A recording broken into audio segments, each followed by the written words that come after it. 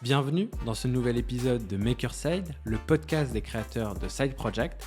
Toutes les 2 semaines, je pars à leur rencontre pour comprendre comment ils se sont lancés en parallèle de leur job, mais surtout pour décortiquer leur projet. De la création du produit jusqu'au premier client, on vous donne toutes les clés pour vous lancer rapidement en parallèle de votre activité. Je suis Amine Bouassoun, le cofondateur du Samedi Club, la communauté des créateurs de Side Project. Pour nous rejoindre, rendez-vous sur samedi.club. Dans ce nouvel épisode de Makerside, je reçois Émilien Decubert, marketing manager chez Twitter et créateur de l'Internet Pin Company, un e-commerce dans lequel il vend des pins, mais pas que. On parlera dans cet épisode d'e-commerce artisanal parce que oui, quand on lance un side project, on n'est pas obligé d'aller chercher la croissance à tout prix. Émilien nous partagera sa vision du side project, ce que ça lui a apporté, la gestion de son e-commerce et la création de nouveaux produits, tout ça en parallèle de son job. Merci beaucoup d'avoir accepté mon invitation, Émilien. Bonjour Amine. Ça va ? Ça va très bien. Super. Mais écoute, moi je suis très content de t'avoir avec nous aujourd'hui. Comme tu le sais, je t'ai contacté sur Twitter justement pour pouvoir t'avoir dans le podcast et échanger à propos de ton side project. J'ai une première question et peut-être qui pourra aider d'autres personnes qui eux aussi se lancent dans le podcast. Pourquoi avoir accepté de venir partager ton aventure ?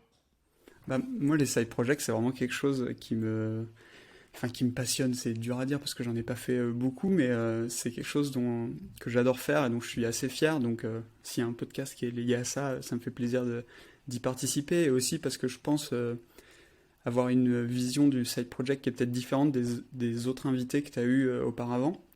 J'ai écouté quelques épisodes et c'était beaucoup sur des personnes qui trouvent soit une niche ou une idée de business qui leur prend pas trop de temps, qui peut leur faire un revenu passif, etc. Alors que moi, je suis pas du tout dans cette optique-là.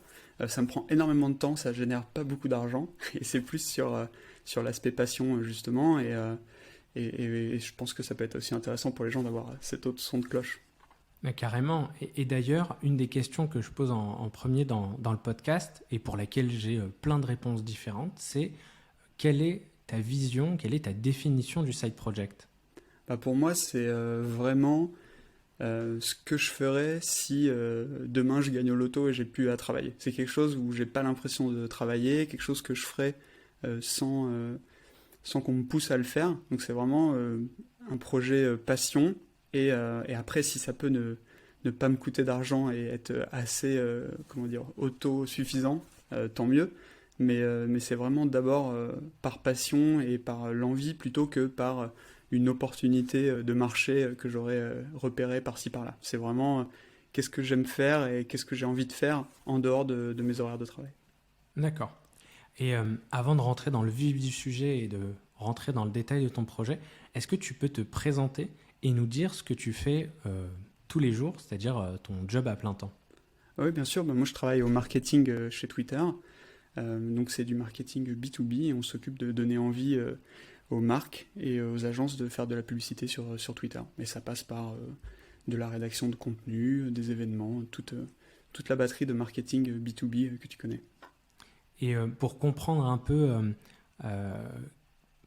les compétences que tu as utilisées dans ton side project, est-ce que tu peux nous parler un peu plus de ton profil ? Ouais, c'est un petit peu compliqué. Moi, à la base, je suis ingénieur, mais ingénieur très nul en physique et en maths. Donc, mes potes disent que j'ai été admis sur mes notes de français. Ils n'ont pas vraiment tort. Mais donc, voilà, un profil ingénieur télécom à la base. Et ensuite, j'ai fait une dernière année en école de commerce où j'ai vraiment découvert tout ce qui était le business de l'Internet. Et à côté de ça, j'ai une passion pour le design, aucune formation, mais vraiment juste j'apprends un petit peu tout seul, modestement, et voilà, donc c'est un peu un mix de ces 3 sujets-là. Et c'est vraiment, je pense, assez cool de pouvoir avoir un petit peu toutes ces cartes-là, parce que quand on fait un side project, on y reviendra peut-être tout à l'heure, mais il faut vraiment mélanger plein de choses qu'on ne soupçonne pas. Et justement, ton projet, donc tu as lancé l'Internet Pin of Company, enfin plutôt l'Internet Pin Company. Exactement. D'où te vient cette idée ? Ça remonte à assez longtemps. Si Si je reprends dans l'ordre des choses, quand j'étais petit, j'avais une collection de pins.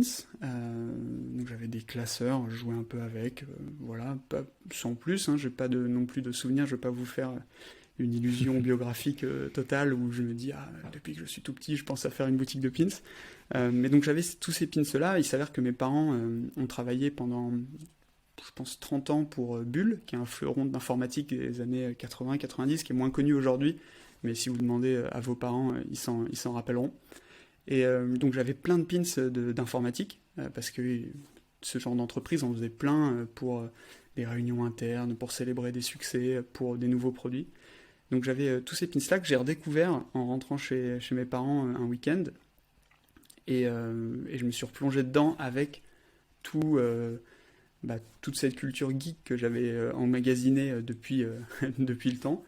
Et je les ai vraiment redécouverts et je me suis dit mais on pourrait peut-être en faire quelque chose. Et je me suis dit mais je vais créer un projet autour des pins parce qu'il y a un petit charme désuet qui me plaisait beaucoup dans le pins, et de mélanger non seulement du vintage mais aussi des créations neuves. Et après je me suis demandé qu'est-ce que je pourrais prendre comme angle ou sous quelle bannière je pourrais regrouper ça. Et j'aimais beaucoup le fait d'avoir une marque qui s'appelle Internet, parce qu'il y a toute une culture, il y avait plein de choses qui sont autour de l'Internet. Il y a la vidéo du gars qui crie tout seul Internet dans la rue, il y a des gens qui avaient fait des pulls Internet à l'époque.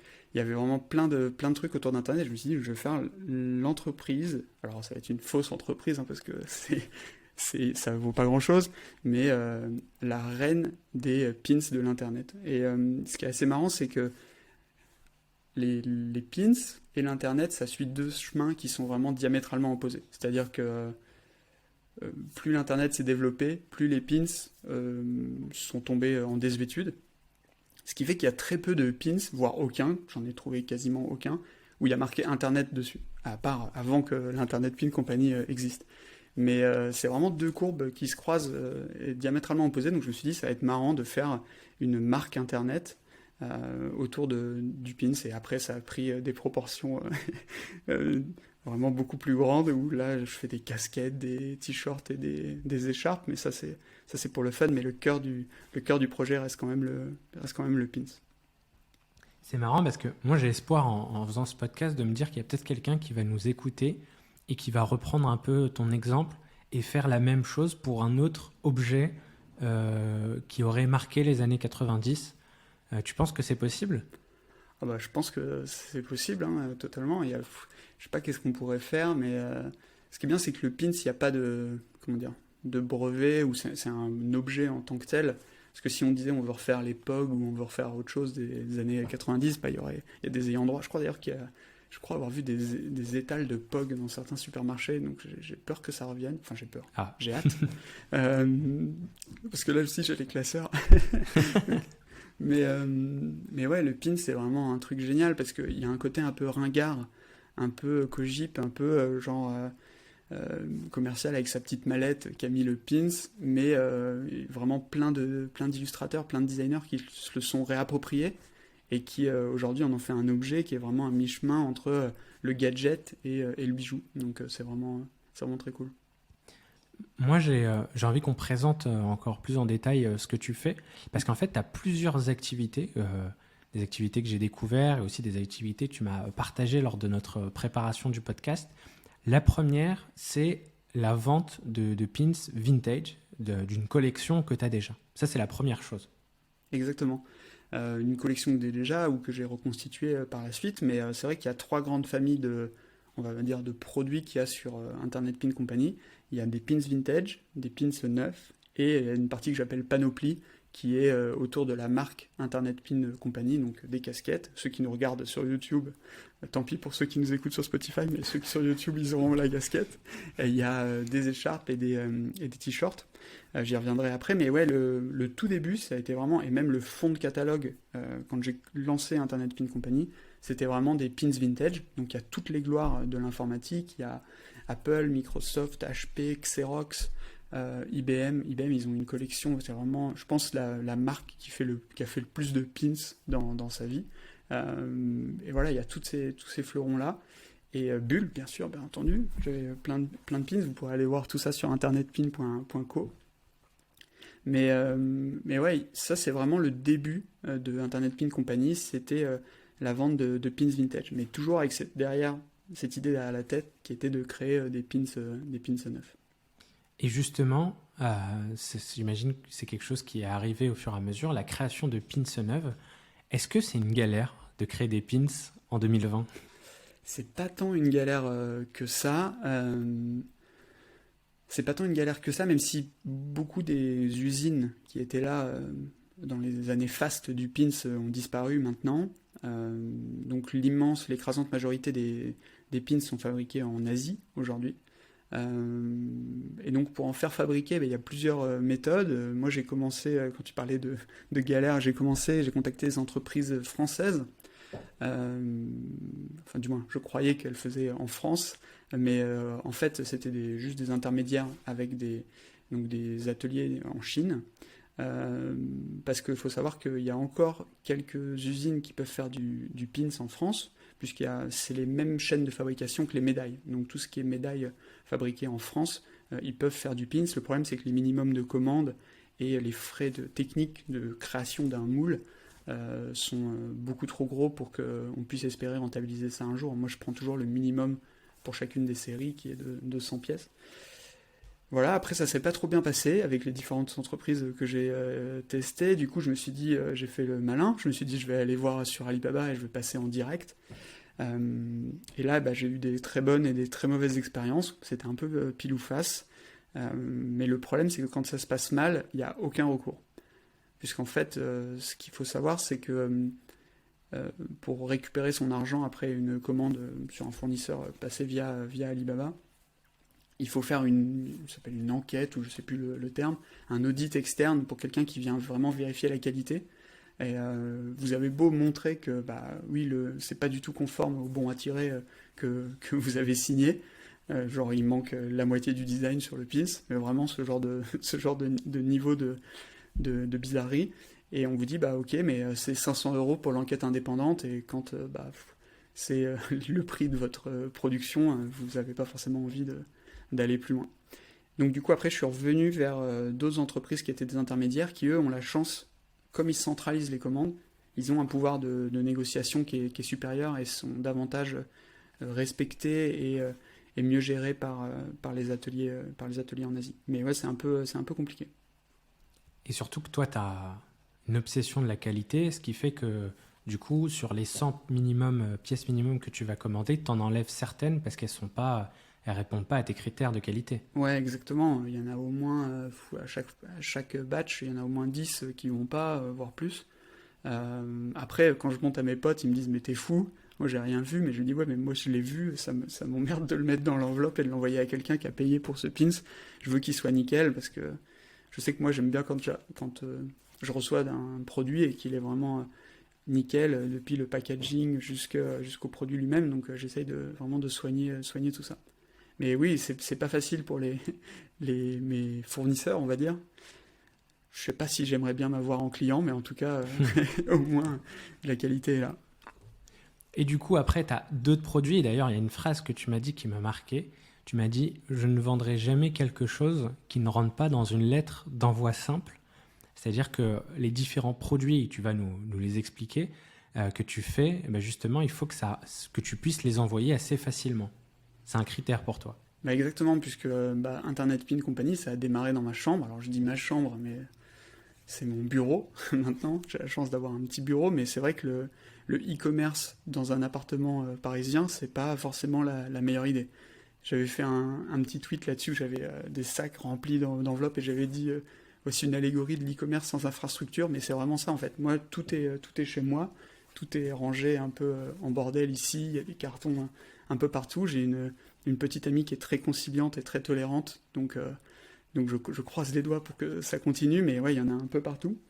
Et comme je te le disais, moi, vraiment le dénominateur commun, c'est que je veux pas m'embêter à aller à la poste tous les jours, signer des bordereaux, faire tamponner, ou alors prendre une entreprise externe qui va prendre mes colis, parce que comme le flux de commandes est un peu aléatoire et pas toujours régulier, je peux pas avoir une entreprise externe qui s'occupe de ça, donc je fais tout moi-même, et ça me permet vraiment, on revient sur la qualité, de tout gérer de A à Z, Donc à chaque fois, j'écris les adresses à la main, je mets un petit mot, je mets des petits autocollants, j'emballe le pins et je suis sûr que c'est bien fait. Et donc pour ça, je veux pouvoir aller déposer mes lettres à tout moment. Donc les envois, ils se font en courrier simple, à l'international ou en France. Et soit dans des enveloppes matelassées, soit dans des petites boîtes postales, mais qui sont standardisées et qui permettent de passer dans les boîtes aux lettres. Mais d'ailleurs, même des grosses entreprises font ça. Je ne sais pas si vous connaissez la marque de cosmétiques Typologie, par exemple, qui a été lancée par le créateur de Made, je crois, si je ne dis pas de bêtises. C'est une marque de cosmétiques, mais d'un point de vue logistique, c'est intéressant parce que tous les flacons sont ultra plats et tout passe dans une boîte aux lettres. Donc il n'y a pas besoin de signature, pas besoin de faire du shipping très coûteux. Tout peut rentrer dans une boîte standard. Ok, oui, c'est vraiment un choix pour le coup. Ça veut dire que tu achètes des enveloppes qui sont déjà affranchies ou... Non, c'est des enveloppes standards. Si tu veux, je t'en montre une. Je ne sais pas si c'est pour les visio-auditeurs, mais ce sont ce genre de petites enveloppes en craft. Okay. Et donc, tu vois, elles sont tamponnées aux couleurs de la marque. Donc ça prend énormément de temps. Je te dis, encore une fois, tous mes amis, ils se foutent de moi quand je prépare mes produits. Parce que des fois, je suis à la bourre et ils arrivent pour l'apéro et je suis en train de préparer ça. Et il y a un nombre de petites étiquettes. Dès que je vends une casquette, il y a une petite étiquette, mais pareil, elle est signée à la main. Je dois couper un petit cordon, faire un nœud, la perforer. Enfin, bref, c'est burlesque. Je vais te poser la même question que tes potes. Pourquoi? Parce que je me dis, et j'espère, que ça se voit quand les gens le reçoivent. Okay. Et il y a une relation qui est totalement différente avec la communauté de clients. C'est pas vraiment une communauté comme si j'étais tu vois, sur d'autres plateformes ou un ambassadeur de n'importe quelle marque ou cause.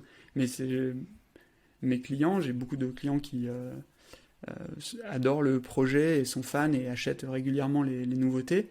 Et j'ai envie qu'à chaque fois, ils soient heureux de recevoir leur courrier. Et le fait que ça soit fait à la main, et ben ça aussi, ça apporte à la valeur du projet et du produit qu'ils reçoivent. Okay. Et le rapport que j'ai avec eux n'est pas du tout vraiment de client à vendeur, et c'est plus, je leur envoie un produit qui va les faire kiffer, qui m'a fait kiffer aussi. Et la relation n'est pas du tout pareille. Je le vois, moi, quand je réponds, je fais le service client, encore une des casquettes que tu fais quand tu as un mini-site. Et le service client, des fois, je suis obligé j'écris aux gens et je dis merci pour votre commande. Malheureusement, je suis en déplacement ou je suis pas chez moi, donc je pourrais expédier votre commande qu'à partir de la semaine prochaine. Si vous voulez, je vous rembourse. Sinon, j'essaierai de me faire pardonner avec des stickers.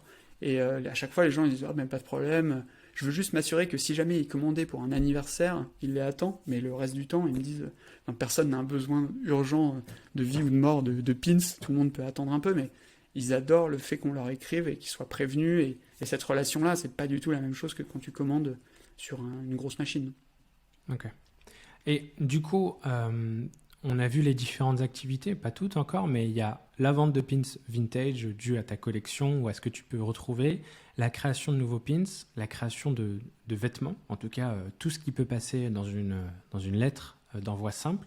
Et ensuite, il y a des partenariats parce que tu as contacté des marques ou des créateurs, des illustrateurs, illustratrices avec qui tu as créé une collaboration. Comment ça se passe dans ce cas-là? C'est vraiment à la base du projet parce que moi je suis pas designer de formation et encore moins illustrateur, donc je peux bricoler quelques trucs pour mon site, mais sur les créations des pins, j'adore les faire avec d'autres gens, donc vraiment je remercie tous ceux qui adhèrent au projet et qui m'aident sur tout ça.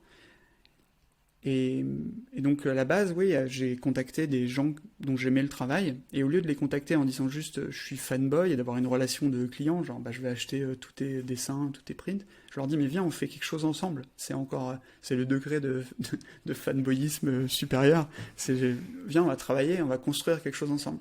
Et vraiment la majorité des cas, quand je contacte quelqu'un et que je lui dis viens on fait des pins, il me dit ah j'adore. En plus j'ai un modèle qui est assez simple, c'est que on n'a pas d'échange monétaire, c'est-à-dire que la personne elle fait la créa, on en discute, moi je paye la production des pins et je lui envoie une quantité de pins et elle en fait ce qu'elle en veut. Si elle veut récupérer de l'argent et les vendre sur son e-commerce, très bien. Si elle veut juste les garder pour elle et faire kiffer ses potes, tant mieux aussi. Donc vraiment, il n'y a pas du tout de relation de... Enfin, ça serait grotesque que je fasse des factures pour leur reverser 1 € par pins vendu. Enfin, c'est des montants qui sont ridicules. Donc vraiment, c'est une très bonne ambiance dans ces collaborations-là. Et après ça, il y a eu aussi des marques, et ça c'est assez cool parce que c'est un développement de l'Internet Pin Company que je soupçonnais pas au début. C'est des gens qui me contactent pour produire des pins pour eux, soit en collaboration, soit en marque blanche. Et donc ça, j'en ai fait pour plusieurs agences de communication, pour des marques grand public ou des maisons de luxe. Enfin, il y a vraiment pas mal d'acteurs différents qui me contactent, et surtout, par exemple, aussi, moi je suis fan du Red Star, qui est un club de foot de la banlieue parisienne, et les pins qui sont en vente sur la boutique et au stade, quand on pourra retourner au stade, ils sont produits par l'Internet Pin Company, mais c'est les pins officiels du Red Star avec soit le logo actuel, soit un logo vintage du début des années 80. Donc voilà, ça me fait vraiment hyper plaisir de pouvoir contribuer à ce genre de projet et de proposer des produits qui sont vraiment... je pense que c'est un des produits les moins chers de la boutique du Red Star, donc ça marche hyper bien en petit souvenir quand les gens ils vont au Stade Bauer et qu'ils veulent ramener un petit quelque chose. Ouais, donc là, c'est plus en mode Presta. Donc après, évidemment, c'est en fonction des prix que tu vas mettre en place. Mais c'est intéressant parce qu'en fait, avec ton side project qui, comme tu le dis, a pour objectif d'être à l'équilibre, et ben en fait, ça te donne une légitimité, ça te donne une expertise parce que tu as expérimenté toutes les façons d'aller créer un pins. Et en fait, du coup, comme tu as cette expertise-là, des marques peuvent te contacter ou toi, tu peux aussi démarcher et avoir cette casquette-là en plus pour aider des entreprises à créer des pins. Et en fait, ça n'aurait pas été possible sans ton side project. Bah oui, totalement. Et il y en a même qui me contactent pour faire des casquettes ou des t-shirts parce qu'ils ont vu qu'il y avait le truc. Donc, enfin, après, je suis pas une entreprise de goodies et je vais être un intermédiaire comme un autre. Donc, s'ils font des grosses commandes, vaut mieux qu'ils fassent tout en direct. Mais sur le pins, c'est vrai que à force d'en faire et à force de me prendre des galères avec des pins qui sont pas bien, j'essaye d'anticiper les problèmes, des choses qu'on verrait pas souvent, parce que le problème du pin, c'est que c'est assez long à produire, c'est 1 mois en tout et pour tout, et on fait un moule, et après on coule les mailles dedans, suivant différentes techniques, mais généralement, une fois que c'est fait, c'est-à-dire qu'on reçoit le pin, et puis on peut pas le modifier, quoi, ou alors il faut tout refaire, donc il faut anticiper au maximum les galères qu'on peut avoir. Et moi, c'est ce que je dis aux marques qui veulent travailler avec l'Internet Pin Company. Je leur dis, vous trouverez peut-être, sans doute, moins cher ailleurs. Moi, je fais pas ça pour gagner ma vie, donc j'ai aucun intérêt à me battre sur les prix avec des grosses machines. Mais si vous voulez que je vous aide un petit peu, on peut faire ça de manière détendue et vous aurez des conseils un peu qui viennent de mon expérience passée, quoi. Dans la présentation, je disais que c'était un e-commerce un peu artisanal. Est-ce que tu peux nous expliquer comment est-ce que tu as monté ce projet-là techniquement ? Ah oui, bien sûr. Donc dans la catégorie, je fais un peu de tout, mais rien totalement. J'étais élève ingénieur en télécom, mais bon, je sais pas développer.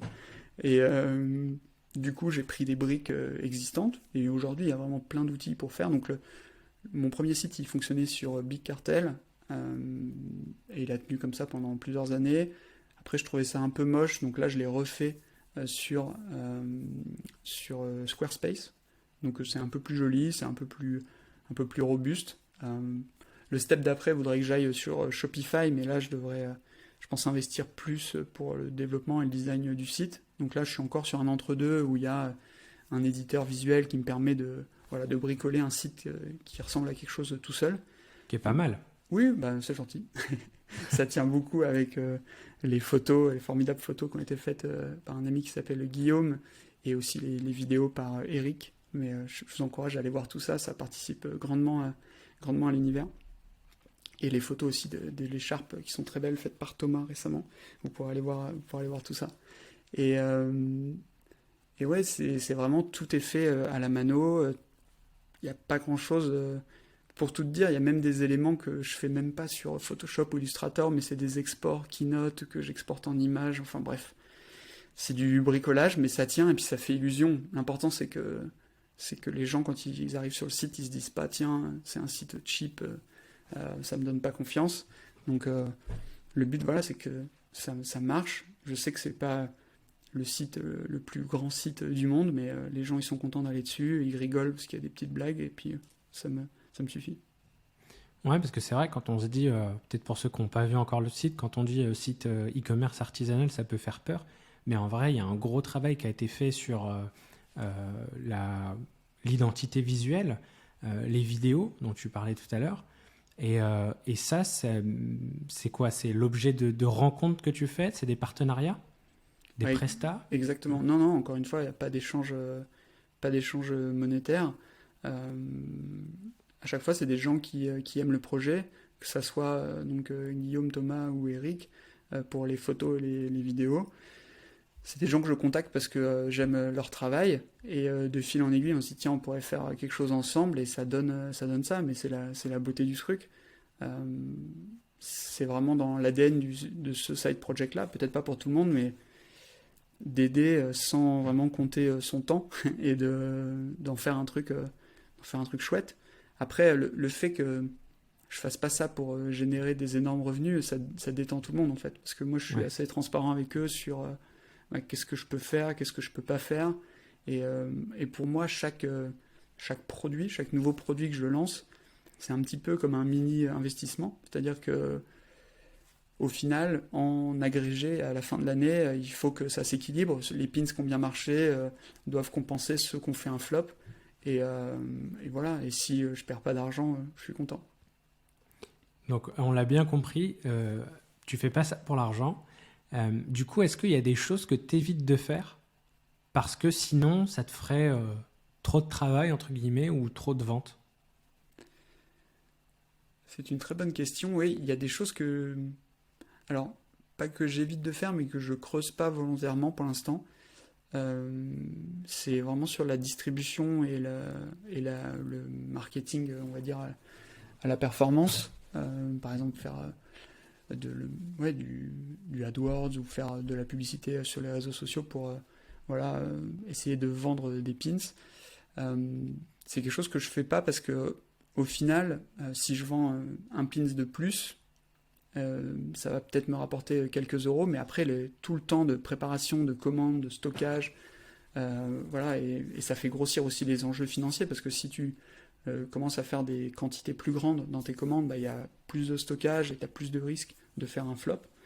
Donc ça, ouais, c'est quelque chose que j'ai pas du tout creusé. Donc par exemple, j'ai pas trop fait de... J'aurais pu essayer de mettre les pins sur des marketplaces, voilà, un peu partout, mais c'est quelque chose que j'ai pas trop fait. Et j'essaye de vraiment que ça soit assez naturel le développement. Après, il y a des temps forts où il y a beaucoup de ventes, généralement autour de Noël, parce qu'il y a les Secret Santa et tout le monde veut des petits cadeaux qui passent sous la barre des 10 euros, et c'est le cas de la plupart des pins sur les sites. Mais aussi pour Noël, où généralement je sors plein de nouveaux produits, donc les gens se font plaisir à eux et à leurs amis en leur offrant des cadeaux de l'Internet Pin Company. Et tu as quelques points de distribution, d'ailleurs, en physique. Comment ça se passe? C'est quoi le modèle pour ceux qui nous écoutent et qui auraient peut-être un projet de ce type? Tu vas démarcher des boutiques indépendantes. Enfin, du coup, toi, c'est ton cas, j'imagine, parce que tu veux pas forcément avoir de grosses quantités à envoyer. Oui, exactement. En fait, là où vendre beaucoup sur des plateformes impersonnelles, ça m'intéresserait moins. Alors que trouver des points de vente physiques qui correspondent un peu à l'esprit du projet et essayer voilà, de proposer les pins là-bas, ça j'adore. Donc on a pour l'instant, je dis on, c'est hyper prétentieux, en fait je suis tout seul dans ma chambre. Donc j'ai pour l'instant 3 points de vente, 2 et bientôt 3. Donc il y en a 2 qui sont à Paris. Il y en a chez Maison Tangible, une galerie. Donc là pareil, j'ai rencontré Aurélien et je lui ai proposé l'idée et c'est devenu un pote. Et ça a été le premier à vendre des pins Internet Pin Company. Donc c'est Maison Tangible dans le 11e. Et ils sont aussi disponibles à la librairie La Régulière dans le 18e. Et bientôt, hopefully, un point de vente sur Bordeaux. Voilà. Mais j'espère en avoir plein d'autres. J'aimerais bien en avoir d'autres dans d'autres villes, pas à Paris. Donc si vous connaissez des gens qui ont des galeries ou des librairies cool et qui veulent proposer les pins, n'hésitez pas à me contacter. Et je crois que c'est quoi le modèle, justement? Ah oui, pardon. J'ai répondu quand même à la moitié de ta question. Donc le modèle, la plupart du temps, c'est du dépôt-vente, toujours dans la même optique. Il n'y a pas d'achat en ferme des pins. C'est juste, je dépose des produits et puis ils les mettent à disposition. Et puis si c'est vendu, on partage les revenus. Et si c'est pas vendu, je viens les récupérer. Donc c'est vraiment hyper simple et ça n'engage vraiment aucune des deux parties. Ok. Mais ça se fait beaucoup, hein. Ça se fait beaucoup dans ce genre d'endroit pour plein d'autres types de produits. Donc j'ai rien inventé là-dessus. C'est vraiment le plus standard pour ce genre de produits où il n'y a pas besoin de les acheter en ferme. D'accord. Et tu parlais aussi de ce que tu fais pour communiquer autour de ton projet, c'est-à-dire tu fais pas de publicité Facebook, tu crées un peu de contenu, on va dire, parce que tu gères un peu les réseaux sociaux, notamment le compte Twitter, Instagram, je sais pas. Mais justement, comment est-ce que tu gères ça par rapport à ton job à plein temps à côté? Comment est-ce que tu t'organises? C'est pas pendant les heures de travail déjà, donc ça j'ai le temps, hein. Je le fais le soir ou le week-end, ou sur ma pause déjeuner, je vais publier un post, mais c'est vrai que ça demande pas mal de boulot, mais quand tu parlais d'artisanat, c'est vraiment toute la chaîne de production. Il faut imaginer un site e-commerce avec tous les gens qui travaillent derrière, là c'est toi tout seul. Donc il faut rédiger les contenus, il faut designer les visuels qui vont avec. Il faut vraiment gérer tout ça. La plupart du temps, j'essaye de mettre en avant les photos que j'ai. Donc ça, c'est quelque chose qu'on ne soupçonne pas du tout quand on veut lancer un site e-commerce, mais les photos, c'est vraiment galère. Et je pense que je me mets une balle dans le pied davantage en choisissant les pins que d'autres produits. Quand on vend un t-shirt, on peut prendre un pote ou une copine et leur dit tiens, porte le t-shirt, on va faire des photos cool et après on met les photos en ligne. Voilà. Quand on vend des pins et qu'on veut faire des photos fond blanc qualité e-commerce, c'est un peu la galère.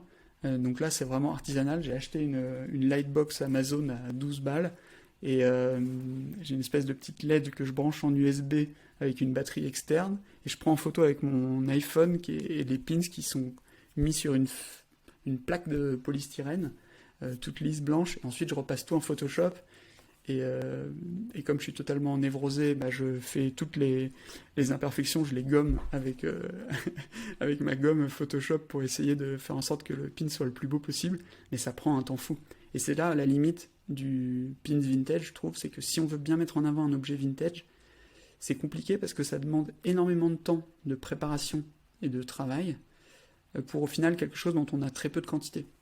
C'est-à-dire qu'un pins vintage, je vais peut-être en avoir 2 ou 3 par modèle en stock, là où quand je fais une création de pins, il y en a 100. Donc ça vaut le coup de passer 1 heure à faire de belles photos pour un pins neuf. Pour un pins vintage, pour en vendre 3, ça se discute. Et c'est quoi tes sources d'ailleurs pour choper des pins vintage? Tu veux savoir tous les secrets en fait, hein? Non, mais on n'est pas obligé de rentrer dans le détail. Hein. Non, si. Y a toutes les sources classiques. eBay, Le Bon Coin, les groupes Facebook, il y a plein de sites aussi de collectionneurs sur lesquels il y a beaucoup de pins.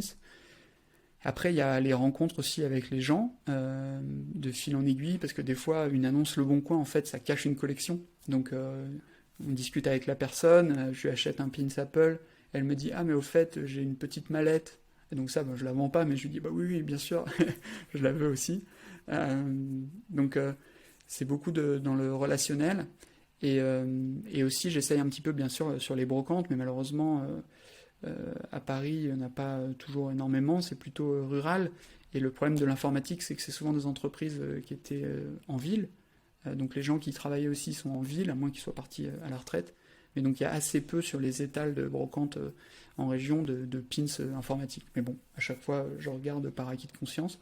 Mais c'est vraiment au fil des annonces et des rencontres que je trouve un peu partout. Moi aussi, j'ai commencé une collection de pins. J'en ai un. C'est vrai? Voilà. Je vais vous en envoyer d'autres alors. pour que vous puissiez faire une collection un peu plus grosse. Et c'est vrai que tu vois, c'est typiquement le genre de truc que tu peux.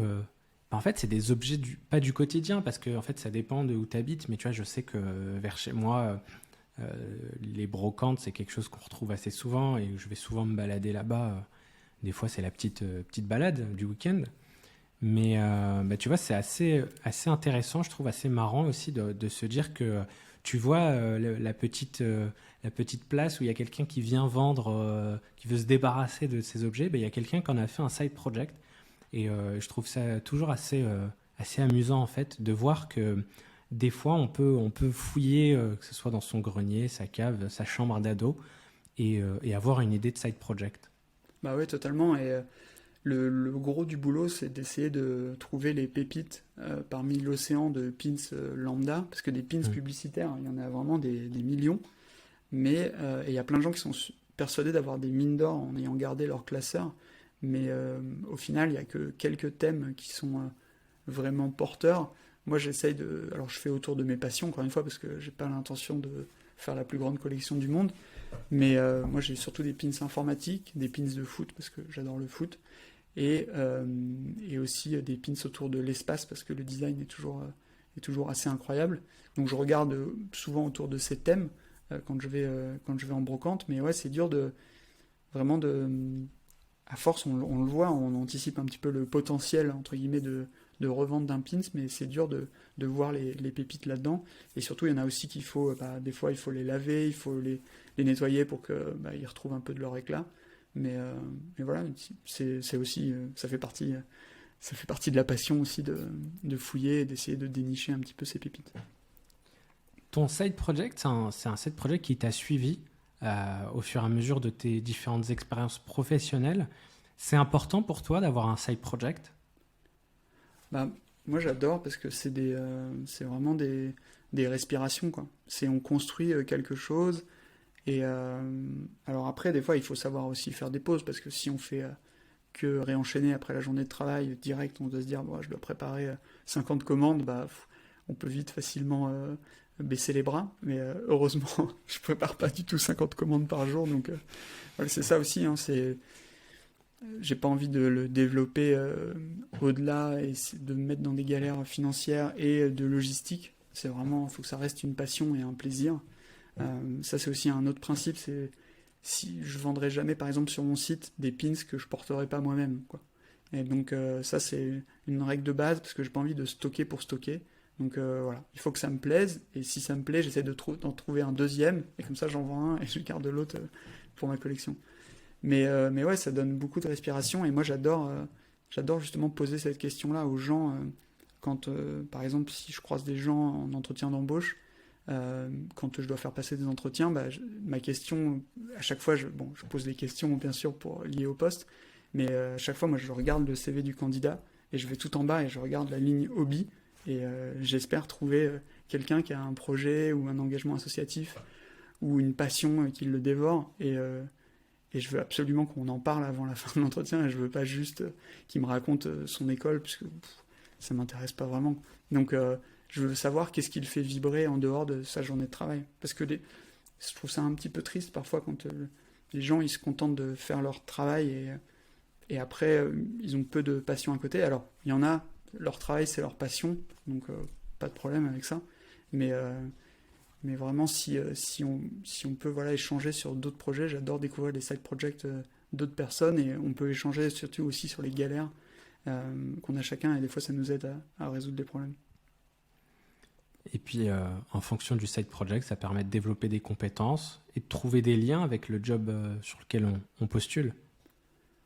Bah totalement, hein. Il y a vraiment plein de choses que j'ai appris, que je peux réutiliser dans mon travail. Vraiment, il y a beaucoup de passerelles.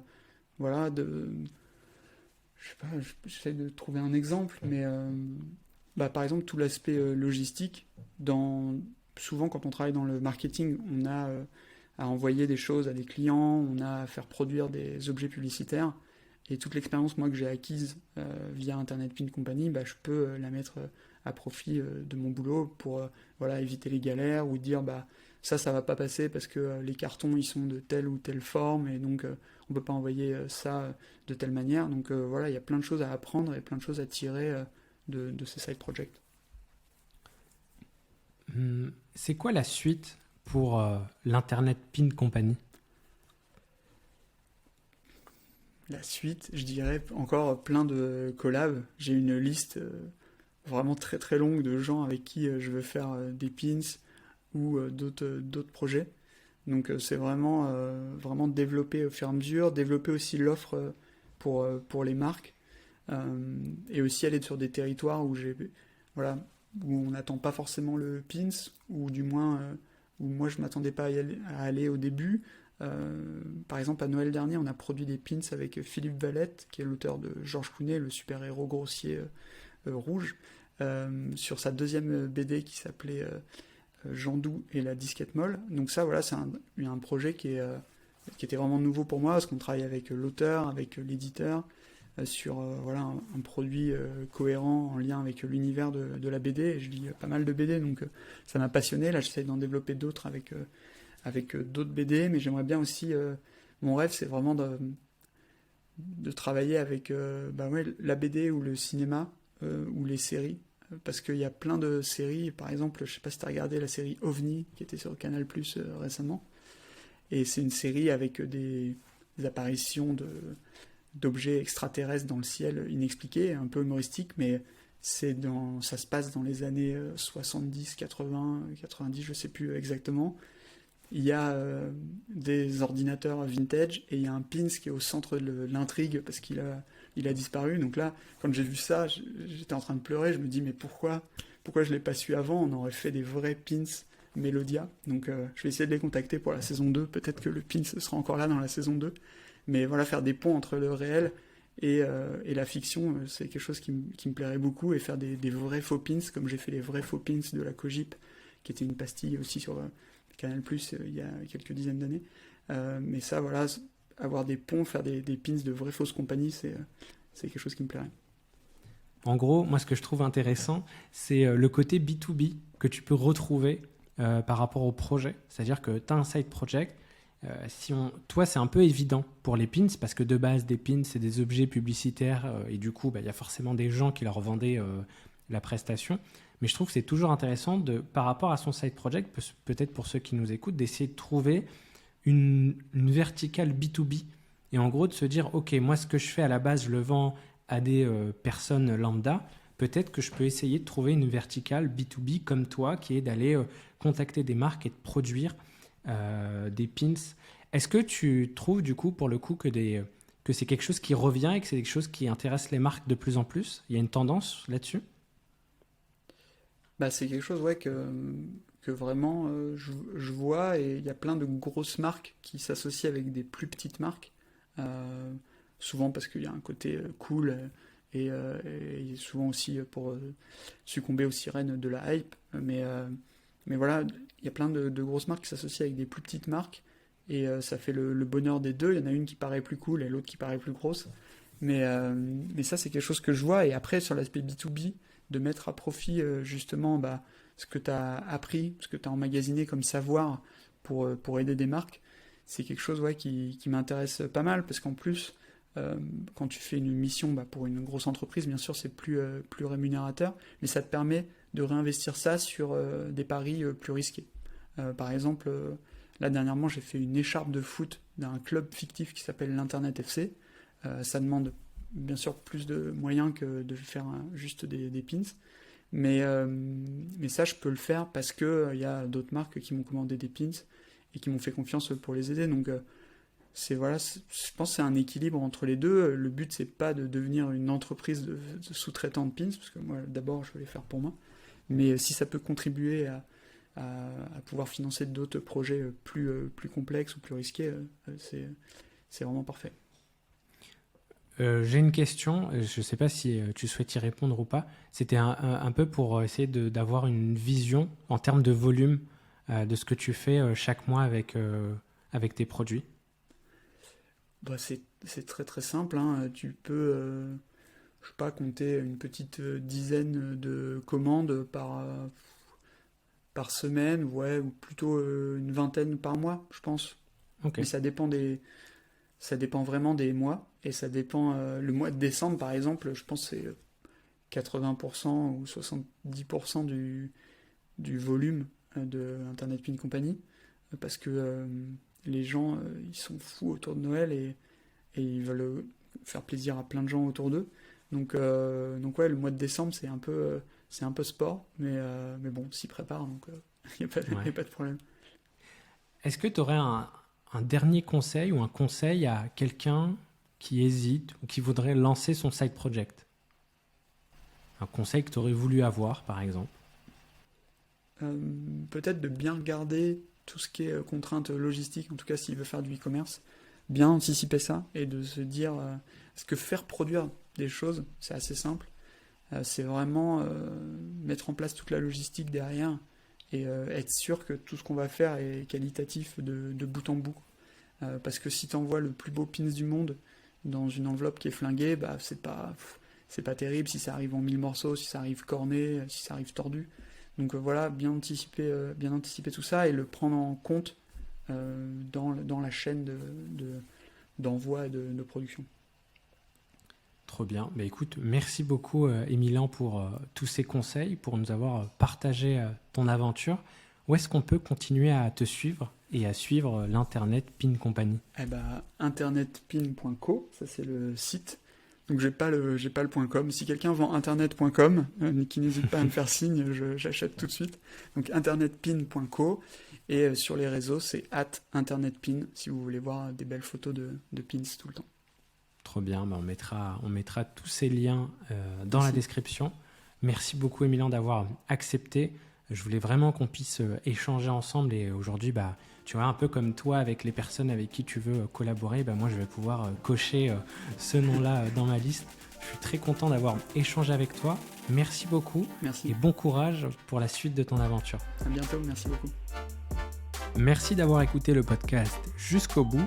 Toutes les informations et les liens évoqués durant notre échange sont disponibles sur le site du podcast. Vous y trouverez également le Samedi Club, la communauté des créateurs de Side Project, dans laquelle vous pourrez échanger avec d'autres créateurs, notamment dans notre coworking virtuel du samedi matin. Que vous soyez au stade de la recherche d'idées ou que vous monétisez déjà votre Side Project, rejoignez-nous sur samedi.club.